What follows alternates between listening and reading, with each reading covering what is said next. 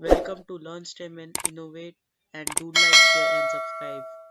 सबसे पहले आपको अपने कोडुलर के पेज पे जाना है, उस पे अपना प्रोजेक्ट खोलना है।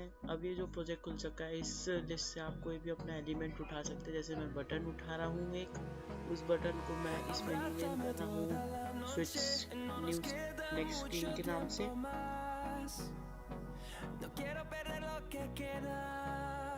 और यहाँ पे ये ऐड स्क्रीन का बटन है, इससे नई स्क्रीन ऐड कर लीजिए।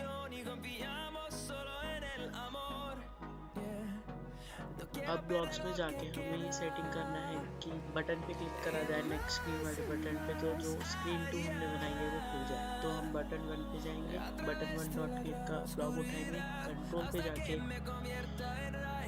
ओपन एज स्क्रीन का ब्लॉक उठाएंगे।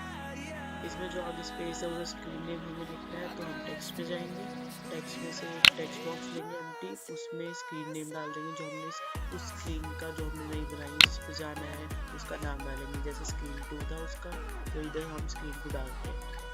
और डिज़ाइनर में जाके देख सकते हैं कि आपका काम हो चुका है। आप टेस्ट करना चाहें तो टेस्ट बटन से टेस्ट कर सकते हैं कंपेनियन और यूएसबी के थ्रू।